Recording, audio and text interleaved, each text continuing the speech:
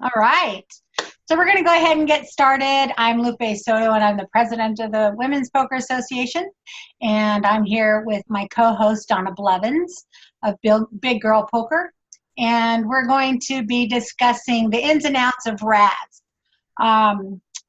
So I guess what we'll go ahead and do is just dive right into it. Razz is really a totally different game than if you are a Hold'em player or you've entered into the game of poker by playing any of the flop games like Omaha or Texas Hold'em. Stud games are completely different. And Razz is considered a stud game. And the reason is because it's dealt the same way as a Razz game. As a stud game. So what I wanted to do is just kind of review a little bit about what Razz is. And if you've ever played stud being a totally all high game, best of 5 cards out of 7, Razz is the total opposite.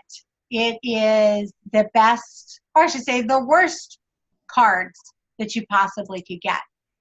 In fact, how it's dealt is every player in the game gets 2 cards dealt face down to them at their seat in their spot, and it goes around, and the deal always starts to the left of the dealer, the first person who's seated to the left of the dealer. So it doesn't, like in flop games, the button moves around the table. Well, that doesn't happen in stud games. It always starts to the left of the dealer, whoever's sitting closest. So they go around the table and they deal 2 cards down. Those are your whole cards. Those are the ones that nobody else gets to see. The difference in stud is that there are information cards. The third card that's dealt around is a up card. So everybody will have an up card. I'm going to kind of show you real quick. If I can share my screen. So 7 card stud was how I learned to play, and it's exactly dealt the same way. And that was really a challenge to be able to understand that, but that's exactly it. Right. So basically when you're playing, you have 2 cards down, and then the dealer will give us the up card. Well, that up card is going to be your information card. It's the one that everybody can see. Now, if you have issues with glasses and not being able to see, you either need to tell them that you would like to have a middle seat or a seat where you can see all the cards. But if you're on one of the ends and you have challenges seeing, you can always ask the dealer to read the card to you. And he'll tell you what's the up card over there. And quite honestly, if you have vision problems, it can be difficult. These games used to be played on round tables, so they were easier because it's an 8-person game. And because we all have Texas Hold'em in our card rooms, they're all dealt on Texas Hold'em tables, which is a longer table and more difficult to see. But here I'm going to give you a little inside trick. If you are a person who can't see, let's say you've got vision close, that you're having, like me, I'm wearing readers, but I can see far pretty well. But if it's all the way across the table, I have a little bit of a vision issue. If you wear a very low reader, like a 1, it'll bring the card vision just enough, and it'll help you out. So that's just an inside tip. Oh, you know what? One of the other things I forgot to mention is that this is an ante game. So you know how we have blinds in flop games, and the small blind and the big blind start the action in the pot. Well, in Razz, everybody has to ante up. So let's say, for example, we're going to play a 2-4 limit, and that's the other thing, it's limit. 2-4 limit Razz game. So everybody's going to have to ante up, excuse me, usually $1. Okay, so already in the pot, however many players are seated at the table will be brought into the middle. So that's your ante for the game, and that starts the pot, which is pretty much equal to like a flop game, having a pot started. So then what happens, like we said right here, you're going to have 2 down and 1 up, your information card. Then what happens is you look around the room. You look around all the table. In Razz, you want to have the very worst cards. This is a game where flushes and straights, pairs, those things are not good. I mean, it doesn't matter. They don't count, okay? I'm gonna put a little asterisk next to the word pairs because later on I'll tell you how that works. But it's the best hand is the lowest possible hand. All aces in the deck are considered low cards, like a 1, okay? An ace is equal to a 1. So the best hand that you possibly could get in Razz is the wheel, which is an ace, deuce, 3, 4, 5. The wheel. It doesn't matter if it's a flush, doesn't matter if it's anything else, but those 5 cards are the best hands in Razz. So I'm just going to look at what we've got up here, and I know it's kind of silly because it looks like we have a 5, a 6, a 7, and an 8. No, yeah, 8 on those cards. So those are all, The 5, of course, is a good one. The 6 is a good one. I've seen people start with even higher, but how the action starts in Razz is if we were just looking at this card alone, at these 4 cards and these 4 players, it's the highest card that has to bring in the action. So let's say, again, we're doing a 2-4 Razz. So it was a $1 for us to ante. This person has to bring it in. It's called bringing it in to start the action, and that is $1. Okay? Now, Loopy, let me jump in just a second. So I've got a question. A comment said, dealers are supposed to call out all the up cards and announce what potential winning hands are on the table. And as I was to understand, dealers are not supposed to do that unless someone asks them what the cards are. Is that correct? Yes, it is. They are supposed to announce pairs. Okay. That's all, unless somebody asks. Like if they'll say pair of 7s, or a pair of this, but they don't have to call every single card. No, they only do it unless somebody asks. And when I learned Razz, I was taught to relate the hand backwards rather than ace, 2, 3, 4, 5, 5, 4, 3, 2, ace. So read them down like that rather than the other way. Is that correct? You will. Yeah, you will want to read them because you want it's going to be your 5 worst cards. Right now, you only in this image we only have 3. So what happens at this point is the person with we're going to go with the number 8, the one that you see the hand on, they have to bring in this action for 1. Now let's say maybe underneath their cards, they've got a king and a jack. Terrible, right? So let's say the person next to him with the 7, right next to him, looks at their whole cards and they see that they have an ace under there and they have a 2 under there, which are the best starting, for Razz. Remember 1, 2, 3, 4, 5, 1, 2 on the bottom, and then they have a 7. And let's say they're feeling lucky and they want to go ahead and what we call is complete. So the bring in is a forced thing. Somebody has to start it, which is the highest card that's shown in the deal. And then the next person next to them is where the action starts. So let's say we're going to say that person has an ace deuce under there. That person's going to call complete because they have 3 cards that are pretty low, not fantastically low, but pretty low. You want to have, in my personal opinion, 3 cards, 8 and under, for your starting cards in order for you to call anything. And if there's a whole bunch of other cards around that are up cards and they're like lower than yours, because like you see that 7 that's there's a 6 next to them and a 5 next to them, and those are both lower than theirs. So they might want to complete the action just to force those other cards, if they've got like face cards underneath and they know that they're way too high, that they'll go ahead and fold, and then their likelihood of somebody calling them is only somebody else who probably has 3 cards under an 8. So let's say that next card, the 7 there, they complete it to $2. That's the person in the 6 card with the up card. If they've got good cards under there, again, maybe they've got like a deuce and a 4. Those are 3 cards under. Then they might call that. Or if they have like an ace in there, they might even raise the action. But let's say that they've got 3 under. Let's say they've got a deuce and a 4 under there. So they called. They liked it. They called. Then the person that's next to them has a 5. But their whole card is a queen and a 10. There is no way that they're going to call that action because you get 7 cards total.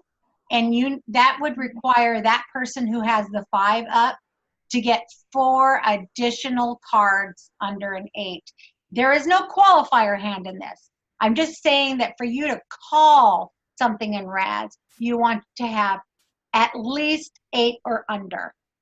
Even 7 and under, if you can keep under that, that'd be good. But 8 or under is my goal. So do you have anything to say at this point? I'm gonna stop the share on this and get my next slide. Well, Chili had said that she hasn't dealt in about 6 years, but she had actually been taught to call out to announce the potential winning hands. And, you know, different houses do it differently. And Debbie confirmed that always read it high to low. So get in the habit of thinking that way. I mean, that's how I was able to figure out Omaha high-low, because I had to learn how to think backwards to figure out what was the lowest. Right. Okay, so I'm going to share my screen again. And by the way, I got these off of WikiHow. I thought it was pretty good. They had some pretty good explanations. Some of the stuff at the end of that, if you do look it up, is all about scoring. And that's like if you were going to play this game, not in a poker room. And don't even bother with that because we ain't doing that, right? We're doing it in poker rooms. So I'm going to share my screen. So what happens next is the dealer, everybody who stays in the hand, who went ahead and called that bet, is going to receive a second card. That card right there, and one of the things you can't do, and this is something that I find a lot of players who are new try to do, they try to arrange their cards the way that they want them to be arranged. That 8 is the first card that was dealt up, and then the deuce was the next card. You're not allowed to switch them. You can't touch the card's order. You have to keep them in the order that they are dealt. Don't play with your cards other than to straighten them out, but keep them in the order that they were dealt to you, because it's information for the other players. For example, it just tells somebody, it gives them an idea. It's kind of like, when you're guessing what somebody has as their whole cards, you have to kind of see why they called or why they raised or whatever and guess what they had. And let's say, for example, the 8 was the one that completed in this one, and the deuce comes down. Well, that deuce may be a card that is duplicated underneath their cards. Maybe they got an ace deuce under there. Well, now all of a sudden they've got a pair of deuces instead of 4 cards to a low. The outside information is all you get, the cards that are up. The inside information you don't get, okay? So in this scenario, the up cards was an 8 and a 9. They both played their hand. The first card that was dealt is the deuce, and the second card is the ace. Now, even though the ace is a really strong card, there are 4 cards so far in this hand. That means that the potential, because we're all going to think, the best cards are what we see and then lower, right? So the first person, 8 deuce, has a better hand than the person with the 9 ace, even though they have an ace, because their high card is a 9. And remember, in this game, you want it to be the lowest cards. Ace, deuce, 3, 4, 5 being the best hand that you possibly could have, having a wheel. unless they get another card that's lower than an 8 on the up cards, they may feel that their card is still high. Now, I don't really determine, and now if it came down, let's just say that the 8 got a deuce and the 9 got a king. Okay, we're gonna pretend it wasn't an ace; it was a king. The 8 deuce is showing a 4-card hard, low hand, so they're gonna bet. With the ace, I'm probably gonna call if I didn't duplicate my cards underneath. But if I had a king, it is so high and it ruins my 4 cards to a low because it's so high that I probably, unless I get 4 more or 3 more lower cards, I'm kind of screwed, lower than an 8. So at this point, it's a decision. And just like in all poker, if every turn, every street, if it doesn't improve your hand, you want to get the hell out, right? So if it improves your hand or appears that it's improving your hand, because that is an information game on the up cards, then you can stay in, okay? But if not, you get out. Okay, I'm going to stop the share and get to the next screen. Okay, and while you're doing that, Chili said that she dealt the World Series Razz and all stud games for 7 years, and they were to call out each card as it was dealt, and they also announced pairs on the 5th and 6th Street potential winners, and she was one of the horse dealers. Well, there you go.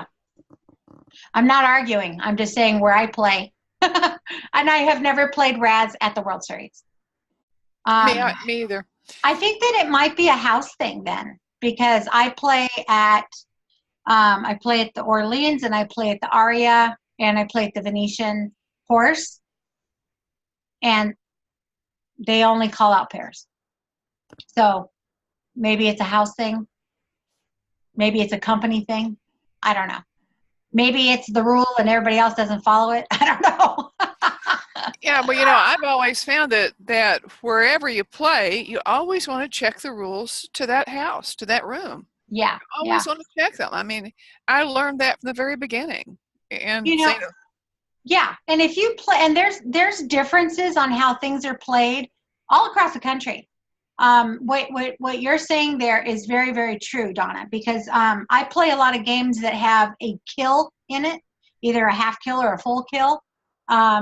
And it just, because I'm a limit player, in a lot of limit games, to bump up the action, there's those extra games. A kill game being a full kill, meaning that it doubles the bet. Let's say I'm playing a 4-8, and if we have a kill hand, that kill hand for that one hand goes up to 8-16, just in the betting rounds. But in let's say if it's a half kill, it's like a 6-12 game, so it steps up a little bit instead of the full blind. So you do need to ask, or at least learn it, because I know in some places the kill hand will be in turn when they go around the table for the action. That's when they get the option to raise or to fold or do whatever they want to do. And in other houses, the kill hand gets last action option.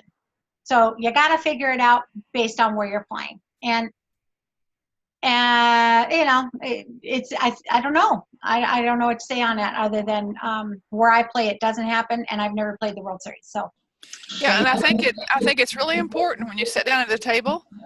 I confirm how does it play, because in some tables the action starts just after whoever has the kill pot, so that they are the potential last to act. And where we played in Best Bet, the action started in the kill game, half kill game, the action started as it would normally. Right. So it just depends on the house, and that might be one of those things. So I'm going to share my screen. I'm looking forward to the next card. I know, right? But I don't even know if it's okay. So what they've done on this is they've given us a different set of cards. That's hilarious.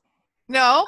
Well, yes. They did. And The oddly, is correct, But the ace and the 9 over there was actually, this is a 9 probably on that one, and it's 4 people. But anyway, let's just look at these cards right here. Remember that in all poker, by the time you get to this place, you are committing yourself probably to this hand, or you're throwing it away, right? You got to analyze what you've got.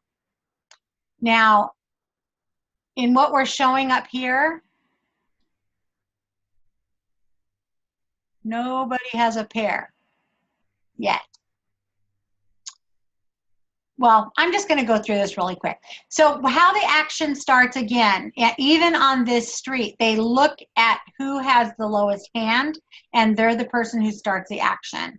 Now, these 4 cards, these 4 hands are all really strong in a Razz hand, because you have an ace deuce 5 on the top on this one, an 8 deuce 5. You have a 7. It looks like a, I don't know, maybe is that a 6, or maybe that's, I don't know. I can't tell with these darn things, but it looks like a 4, a 7, and a 6 up on the one next to it, and then it looks like a 6 and a 5, and then an ace, and that looks like it might be a 9 or an 8, and I don't know what the other one is. Maybe it's a pair. I don't know. If you have cards overlapping like this and you can't read what they are, that you can ask the dealer to spread them, and they will just make it more visible. You are not to touch anybody else's cards, just like in any other poker game. Ask the dealer to spread them. They can touch them, or the player can touch them, and that's it. So actually, I don't know, depending on what's underneath on these whole cards, is somebody duplicated? Let's say, for example, that 5 came down, and I'm not kidding you, this happened. Let's say that 8 deuce. When they got the 8, they duplicated. That means that they have an 8 in their whole card at the bottom, okay? So all of a sudden they have a pair, but they were still higher than that ace 9, remember? So they went ahead and was giving an informational bet. They tried to push that ace. So the ace called. Well, now let's say that they're receiving a 5 as their next card. Well, maybe their other whole card was a 5. So they have 2 8s, 2 5s, and a deuce, which really means that the 2 cards they have in their whole cards are completely dead. They're useless, because anytime you duplicate, you can only use one of them, okay? So in this instance, it would be an ace. It still would only be an 8 5 deuce, but the hand next to you might be a 7 6 4 3 underneath, and an ace underneath, and they've got a monster hand. So if you check, or even if you bet and they raised you, you will want to go away. Don't stop the illusion that it's a good hand for yourself, because you'll lose money. But if you wind up getting either face cards or duplicates in your hand, it makes your hand that much more weak. It's not worth staying in. It's just like getting a 4-card flush. It's meaningless. It does nothing for you. So a question is, what happens after the second up card is dealt? There's just a round of betting. There's a round of betting after every street. So you have, when you get 3 cards, 2 down and 1 up, that's the round of betting. Right. And then basically, I'm going to kind of cut this part short, and that's exactly what happens. You go around, and there's a round of betting after every one. The last card, the 7th card, so you get 2 down, 3 up, 4 up, and the last card is dealt down, even if somebody's all in and they have no more chips, and they don't have any more. Everything is dealt down, and it still goes by what the best hand showing is. That's where the action starts. Right, and Shelley jumped in to say there's a round of betting after each card is dealt. The betting starts with the lowest hand on the board. Mm-hmm. When betting comes around to you, you can bet, raise, or fold. Or check. If there's no betting. Oh, yeah. There's no betting. Yeah, no betting.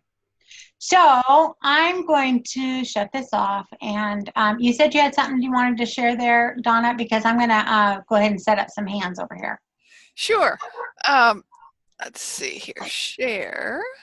And I'm just going to pretend we're going to deal them just like if they were being dealt at the table. Okay. Okay, so go ahead. Well, this is really interesting because I was looking for some rank of hands, and this was actually a blog on PokerStars, and they're going from 1 to 12. Give example of 12 hands, with the 12th hand down at the bottom would be the very best hand possible. And notice when they were putting them out, they wrote them down, I think backwards, you know, high to low. 5, 4, 3, deuce, ace. And interesting that what I wrote out the side of it was just the way that they would call the hand. As an example, this hand number 5 here, they would call that a king low. I mean, that's what they would call it. Just a name for it, even though it would be king, queen, jack, 10, 9. You know, you've just pissed your money away. So, so the 9th hand here is 9, 7, 6, 5 ace, and they called that a 9 low. And interesting, 6 down to deuce, which is straight backwards, 6, 5, 4, 3 deuce, they called it a 6 low. But when it went to 6, 4, they called it a 6, 4 low. I just think that was really interesting. Okay. We have hands. I'm going to give the screen back to you. You ready?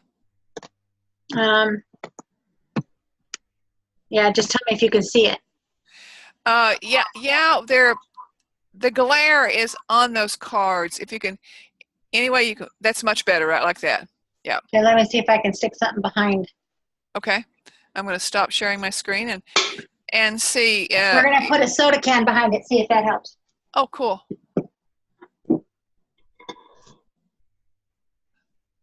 A little Does that help at all? A little better. Well, shoot. Well, Sorry, the one that we're seeing, the one that's the most difficult to see is the 4 diamonds on, if you're count, yeah. I'm going to scooch it over then. Okay. See if that helps. Does that help at all? It's identifiable. Okay. Well, I'll read them off to you anyway. Okay, so you share your screen. Okay. Hold on. Oh, yeah, huh? Yeah, What do you, I can't share my screen. This is the screen. Did you share your screen? I don't know. Can you see me? Well, I can see you. I would suggest that you make it big, guys. If you can see this one, make this screen the large one on your screen. Like instead, I see Donna's face.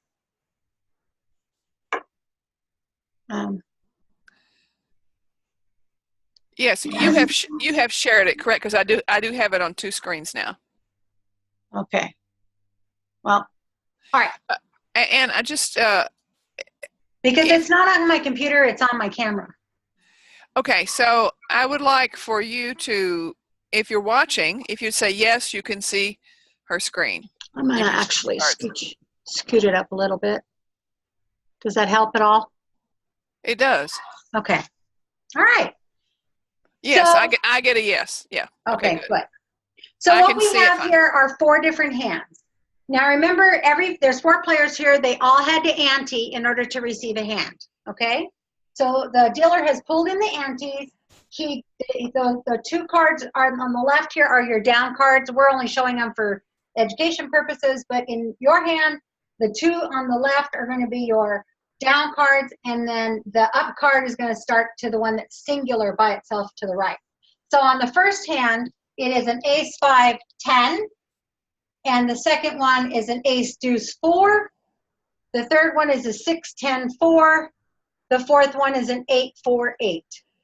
Now, if we just look at these cards as the way they are, the person who's going to have to bring in, remember the forced ante is the bring in, and it's going to be the Queen of Spades. The Queen of Spades is forced to put in $1 in this instance because they have the highest card on the up cards, okay? Now, because they have shitty cards, they have an 8, a 4, and a queen, they're probably not going to complete. They're probably going to go to just the $1 because they know that if, and then the action, I'm going to go this way around, okay? So then the action is going to come to this person. They have a 4 showing, which is a good card. And they have a 6, which is a good card, but they have a 10 in their 3 cards. Now, they're looking up here. They're going to look over here, and they're going to see there's another 10 in action, and they have the same hand as the 4 over there as far as the informational card goes, right?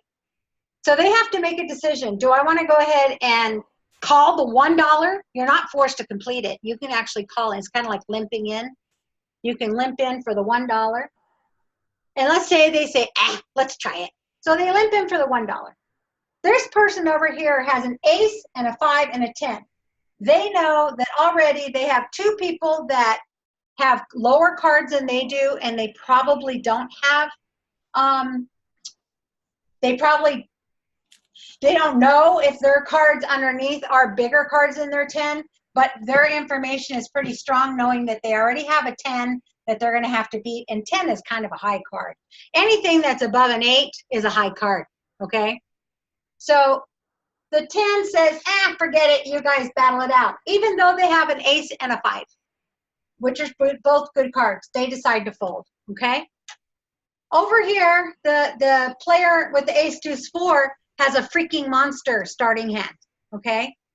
Remember, nothing, no aces, no straights. You don't have to deal with, no flushes or straights. It's only the lowest cards. They have an ace, a deuce, and a 4. They already have 3 in their hand for a wheel. That's a really good thing. So this person's going to complete. So they're going to make it $2, okay? Because this is a really low limit game. Well, of course, the queen says, no freaking way, I'm out. This guy says, okay, I already called it. I've got 2. It's only $1. They go ahead and call. Okay? You're supposed to fold. I'm just telling you. You're supposed to fold. But I'm going to tell you that 99% of the time, people don't. They will go ahead and say, I already put in half of the bet. They're going to put in the rest of the bet, and it's only $1. Okay? So I'm going to shuffle these up. I'm going to pretend I was the dealer already, but I didn't do that. And I'm trying to be random. So I'm not setting up the cards. I'm trying to be random. So he burned, and he turned. And this is the guy on the left. He's got a jack. And he has an 8. Okay? Immediately, the action goes to the 8-4. They're the lowest. They start the betting. So that person, they're betting the $2. They're starting off. This guy goes, all right, I'm beat. There's no way I'm going to call him a jack. A jack is ridiculous. And they already have a 10 in here. And there are 2 cards. They'd have to get 5 other cards or 3 other cards that would get them a decent low. Granted, it can happen. And I've seen people like Phil Hellmuth freaking call Razz hands with a jack high and go all the way and win the damn hand. Don't be Phil Hellmuth. You will lose your money. Okay? So they fold. And that monster hand deserves it because they have a monster hand. They take down the pot. Is there any questions? It says, I can see. Okay, I can see it. Okay. All right. Anybody have any questions about that or comments? I'm going to set it up where we do 2 cards. And then we will do 2 cards and we'll go all the way to the Question is there a burn card? Are there burn cards? It's after when he deals it out, there's always a deal. They shuffle, cut, and then they riffle. Riffle, shuffle, riffle, yeah, shuffle. riffle, whatever the hell word is. Yeah, they shuffle it all up. Then they cut. When they cut, they go around and they get everybody's annies. They bring it in, and then they do the card, one card, second card, down, third card up, 1, 2, 3, unless, all the way around the table so everybody's got an up card. At that point, there is the betting action that starts, the person who has to bring in, the people who have to call or complete, and or raise, right? Just like normal betting in any. Oh, I'm over here talking with my hand, not with me. Hi. So then, so they do that, and then on the next hand, they do a burn. That's also how they keep track. You know, they just like in Hold'em or Omaha, they keep track as a dealer as to how many cards are out by doing the burn card, and they'll do a burn, then up, and then another round of betting, same thing. Second burn card, third burn card, and then up the down card, and we're done. And then they pull them and put them into their stack. So it's kind of like that. So I'm gonna shut off my camera for a second and set it up. You guys chat. Okay? Yeah, come out with questions, please. You know, give us whatever you got. Let's chat. What do you want to know about? Now, I really like the game. What I had problems with any of the stud games and any of the stud games was it was hard for me to keep up with the cards because people were going so fast. I actually had started, I said I learned on 7-card stud, and it was treacherous. And I insisted that we deal out so many hands before I ever went to play at a live game. I find that many people that play Razz don't really understand it, and it's their worst horse round. May well be. I would think if, let's see, I think it might well be their worst. Might well be because they just don't realize that they need to fold early. I think in Razz, it's fold early and fold often. For sure. What are the highest hands that generally win? The highest hands, the low ball win. 5, 4, 3, deuce, ace. Oh, you mean the highest hands, like what big hands? I've seen hands with a king high win. I've seen a king 9 win. It just depends on how stubborn people are and how they're trying to push other people around. It has to do with their own way of playing. One of the things that I find is that one of the best ways to learn Razz is online. Like online horse was one of the ways that I learned the game, because it was so difficult for me initially, because it was before I had my cataract surgery, and I was having difficulty at the table, especially since the table is a Hold'em table, and I want the end seats. I want 2 and 3 and 8 and 9 if it's a 10-handed table, because I want that extra room. But man, when it gets down to playing 7-card stud, that makes it very difficult. Okay, I'm ready. I'm going to put my but if we have higher than an 8, we shouldn't be in the hand. Likely. You might as well go away. Can you see 3, 1, 2, and 3? Can you see this one down here? I see 3. I see holding. Do you see 3 hands? No, I see 2 hands. Okay, hold on. Then I'm going to move this one over here. So yep, that'll be fine. I see that now. Okay, we got 3 hands. There's 3 players. Everybody else folded. Okay. And Sherry said she learned Hold'em online as well, and I think my game always got better because of online poker. Okay, so by looking at this, and there's 3 hands. Some tasty hands and some not tasty hands. Right. But on the upside, they look like they are. They look like they're all tasty hands, because the information here is hidden. Right? The only thing that the other people are seeing is a 4, a 3, and a 6. Now, it's very rare that a 6 will have to bring in, because you usually have higher cards out on the table. In this instance, and it has happened where, they look at that hand. It's a 6, a 5, and an ace. Those are great. That's a great starting hand in Razz. That's 3 cards to under an 8 plus an ace in there. So those are really good.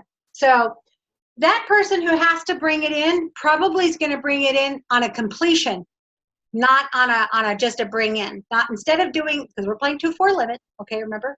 Instead of being the $1 bring in, they're going to go ahead and complete it to the $2. And so then the action will start there at $2. It's going to come over here. This person is probably just going to call, because if that starting hand with a 6 completed it, it already tells the rest of the players that they've got good hole cards. At least it's the illusion that they have good hole cards. Kind of a trick that some people play. But Razz is an unforgiving game. Don't bluff too much in it or you'll wind up hurting yourself. Chili says she can't see the top row. Tilt your computer back just a touch. No, your computer screen.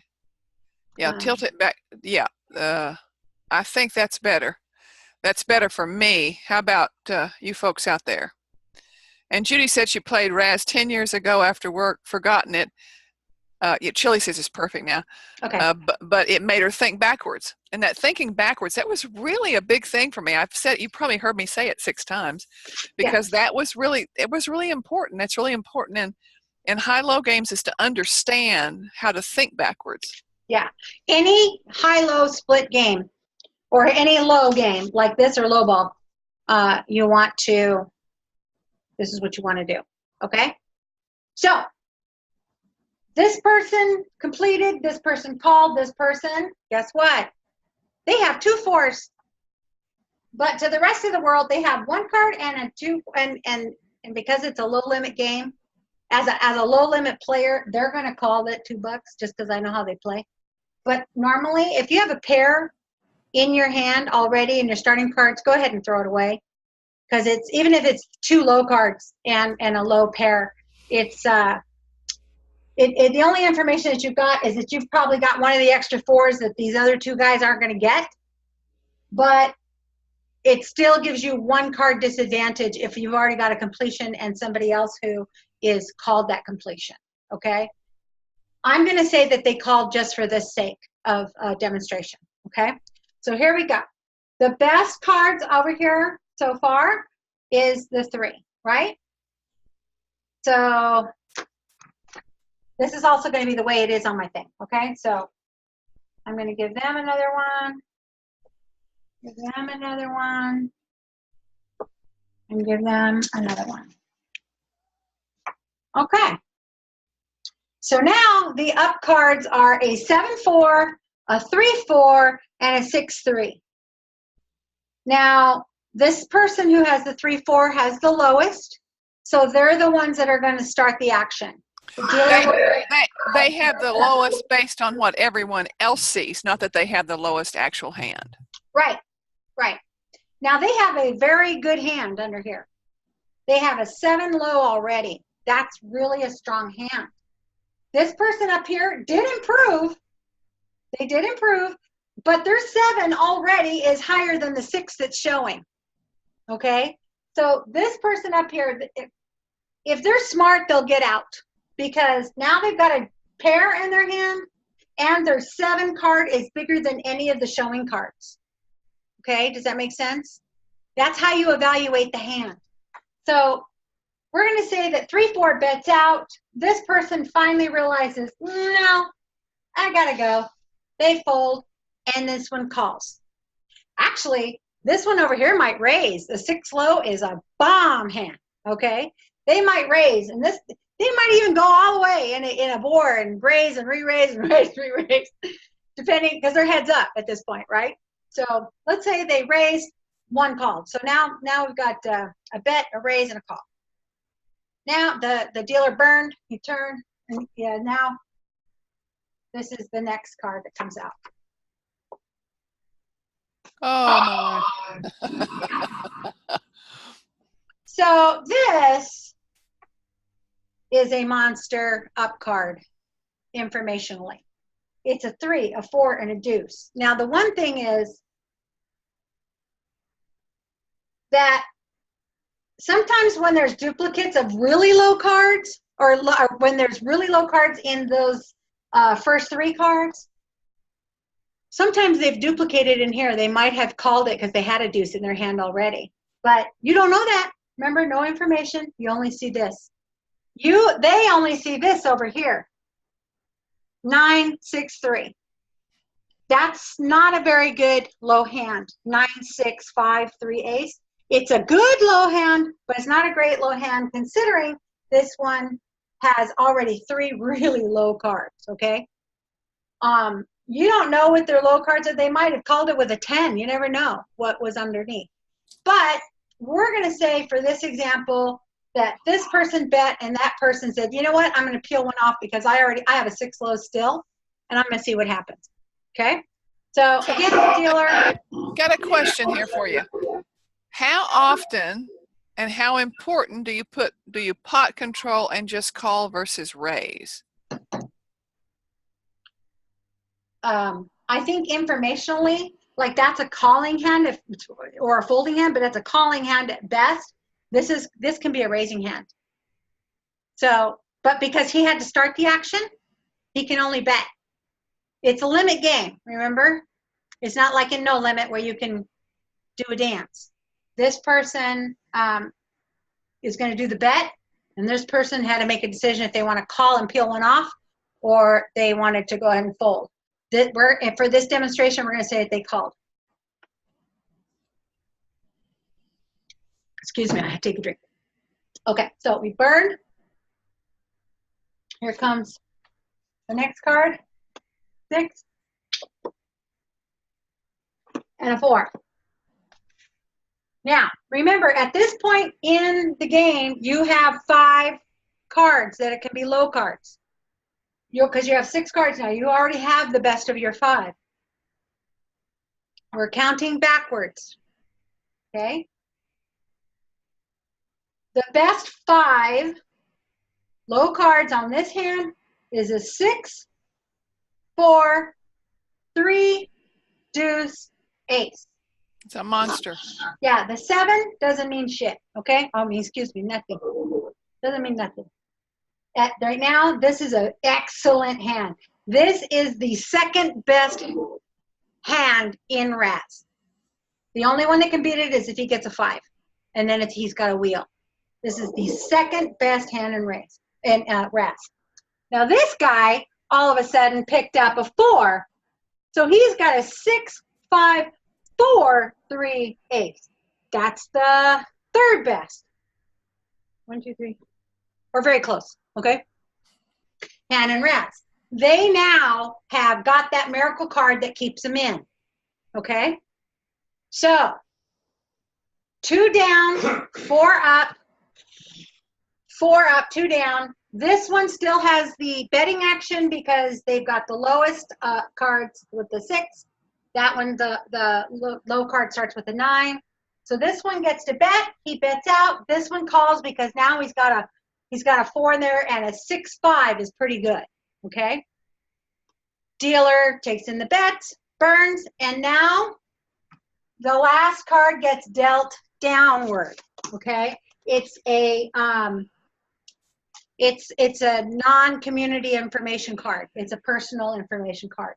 You saw it was down, but I'm going to turn it over just for this purpose. So we're going to see what we have here. And you need to bring that one over. The one on the right is off the screen. Thank you. Yeah, but now I don't see all of the left one. Kind of push the left one over a bit. Yeah. That's much better. Thank you. Okay. Wow, these are some pretty good hands, guys. Let me show you what just happened here. This one was a monster, right? I'm going to take the best 5 low cards, starting backwards. The 7 is not the best. We're going to take that away. So the 6, is it the 6? I'm just going to put them in order so you can see. 6, the 4, the 3, the deuce, and the ace. And the deuce was duplicated on his personal river card, so it doesn't, it has no bearing on this hand. So these two cards are no good. These are the best 5 cards. This is the second best cards in Razz. Remember? Very strong. That's like having, you know, the second best. That's like a king high flush against the ace high flush. So over here, okay, the 9 goes away, and we're going to pick out the best. So we've got the 5, the 4, the 3, the deuce. They got the deuce on the river, which made them a monster. They now have the wheel. The wheel is the best that it could be. Because the cards were down. Remember the betting started over here because his cards over here were the ones that were showing and they were better because they had a 9 showing over there. So this person started the betting. He's going to bet out with that hand for sure. This one's going to raise it. He's going to either call it or he's going to raise it because it is the second best. And that one's going to continue to raise until the calls come home. Okay? Until the betting's over. They're going to turn it over. This guy's going to go, damn it, because he was the second best and that was the best. Does that make sense? It's beautifully presented, Lupe. That was excellent. And I'd like everyone out there to tell us what you think. I'm looking. What kind of questions do you have? Oh, you know, the starting hands are very, to me, the most important thing. Whoever made the comment about people don't know how to play Razz, it's because people don't know how to fold in Razz. They don't understand the strength of the starting hand and how critically important it is. I'm gonna sit down now and turn around. We're just gonna kind of talk about this. Yeah, Shelly asked if they play the next one with down cards hidden through 4th Street. Maybe next time, but I think we're just going to basically talk it out because we only have a few more minutes. Yes, we have like 7 minutes left or 8 minutes left. The most important thing for you to remember in Razz is you really need to have, in my opinion, 8 or 7 and lower in your starting 3 cards in order for it to be a calling.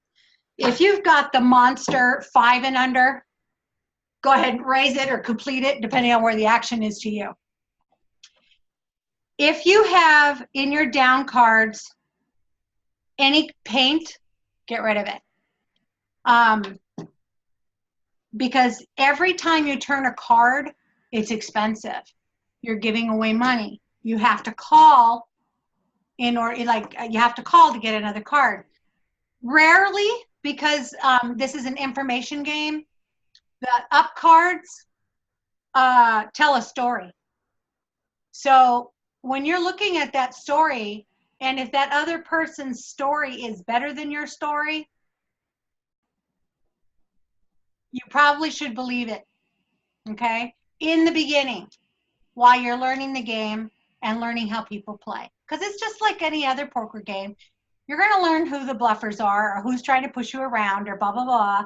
And, but in the meanwhile, until you really can learn how to read your cards, stay away from anything that I would say is a 9 or above in your starting 3 cards.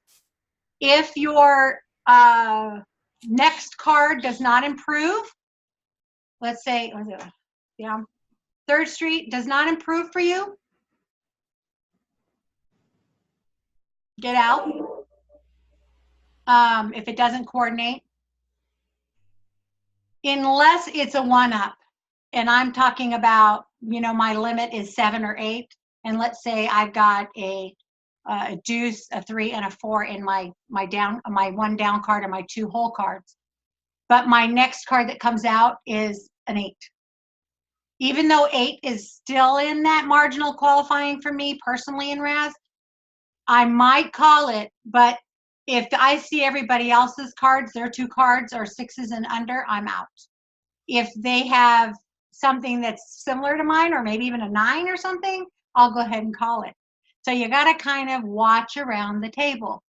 If you get a 9 or a 10 or a jack or queen or a king, after you've already made yours, let's say it comes down on the last card, who cares? Because you've already made your hand is already strong underneath, then you're okay to call, even though you've got a king on you don't need it.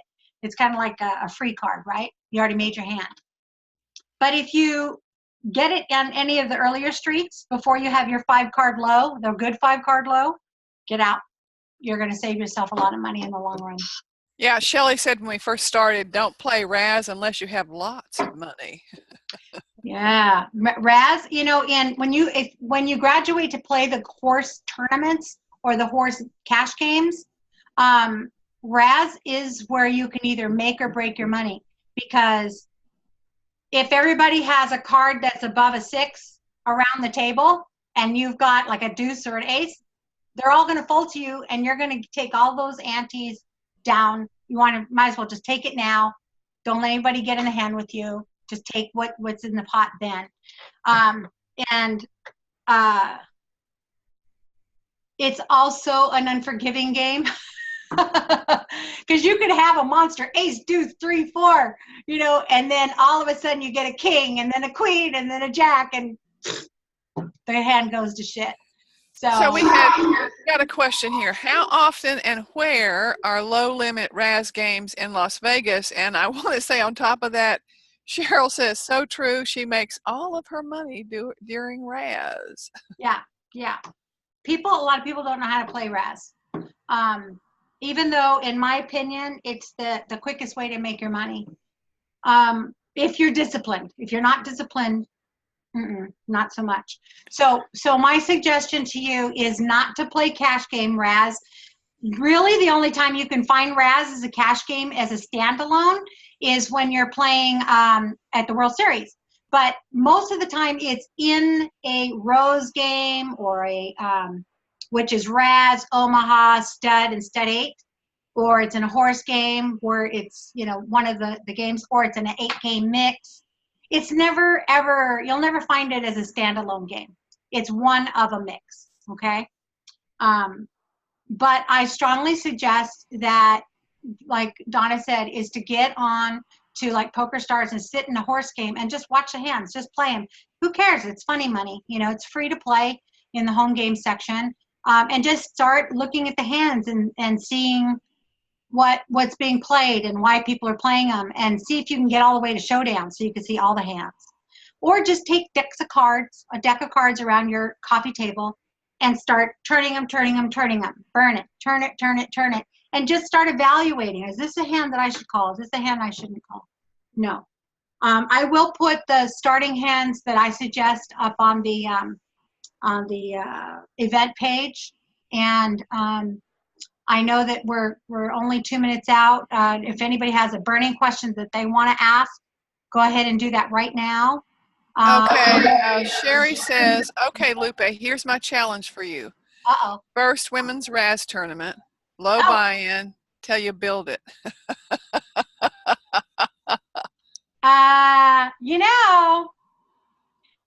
It's pretty interesting. And I'll be honest with you, I'm very proud of you guys, because women coming into the game already are a little timid to get into the game. And then when they get into the game and they get real comfortable playing Omaha and Hold'em, or maybe just Hold'em, they don't even want to play Omaha. For them to actually put the effort down and take the risk and sit into a game of something that's a mixed game, I applaud you, because I'm going to be honest with you in that I also believe that women are better mixed game players than the guys are. Oh, I like hearing that, because I have never sat down at a live horse game. I was playing horse and an 8-game on Poker Stars before Black Friday. And Mm-hmm. I mean, I was doing it all the time because I wanted to learn those games. Mm-hmm. And my results were phenomenal. Yeah. And I kept thinking, I think I'm really good at this. And and really, it gets expensive when you start to go live. So my suggestion is not to play cash until you feel like you've got at least 3 or 4 of the games pretty well mastered, or not mastered, but you're comfortable with them. master, I mean, come on, really, unless you're Daniel or something like that, you haven't mastered this game. Poker's, like chess. You can learn it really fast, but it takes a lifetime to master. So is poker. But play a tournament where your money is limited. Go into those horse tournaments where you're paying, $100 tournament. And, who cares if you bust out of that? It's $100 lesson. That's worth it. You know what I'm saying? Go play a tournament. Play as many as you can. The free ones online. And if you're going to do live, you get the mechanics down of how to bet and how things come around to the table and when it's your turn. And don't be embarrassed. Who gives a shit if somebody says, oh my God, this person doesn't know how to play? Okay, right. That's why I'm here. I'm here to study the game. So don't let anybody intimidate you. Go there, put down your money, and use the funny money tournament chips to get good. And then when you're good, then you can go to the cash games. And you'll probably have success. Just be disciplined. Just like in Hold'em. And one of the reasons I'm not a big Hold'em player is because it's boring to me, because you have to be disciplined. You have to throw away 95% of your hands. You do. That's a winning Hold'em player. Somebody who throws it away, throws it away, throws it away. Who are the losing players in a Hold'em? The people who play crap, right? And how many people have sat in a Hold'em game until the third break of a tournament and they haven't seen anything above a 6 high? It happens. So you have to be just as disciplined in these mixed games as you are in any of the other poker games. And yes, Shelley, these are being recorded. And yes, Lupe, tell them where these will be seen. Okay. When you go to WPA.poker, across the menu on the top, it says Mixed Game Madness. You click on that, and it'll show you the listing of our future, because we have 2 more lessons to come up. We are going to be doing Stud next week and then Stud 8 the week after. But all of the recordings are listed. The 3 that we've already done, we've done 2. We did the Omaha High, Low, and then this is the Razz. And this one will be put up before the morning. So you'll be able to use this, read, listen to it again, do some Google searches on how to play Razz. There's great videos on YouTube on Razz, which I'm like, I can change in any kind of light bulb or anything because of YouTube. I mean, YouTube is a phenomenal source of information for poker and, of course, everything else in life. So I strongly suggest that you do that. And you know who else you can talk to ever if you're in an opportunity, and talk to Linda Johnson, who has a Razz bracelet from the World Series of Poker. She says, yes, it's antique, but I don't care. I mean, for her, not only to win an open event, but in Razz, that's crazy. So I guess that's about it for tonight. If you have any questions, feel free to put it inside the event page for the Mixed Game Madness, or you can reach me at lupe@wpa.poker, or send up smoke signals and I'll try to figure it out. So that's right. Remember Donna Blevins at biggirlpoker.com. And I want to say Chris has been listening, and will recording be available? He could see you guys but not hear anything. Oh. Okay. Bless your heart. Yeah. So it'll be next week will be the same time, which will be Wednesday. Stud High, and it will be at 6:30 Pacific, 9:30 Eastern. Yes. PM. All right, guys. Thank you so much. Tell your friends about the sessions, and we'll hope to see you next week. And best of luck to you at the tables. Good night. Great job. Bye-bye.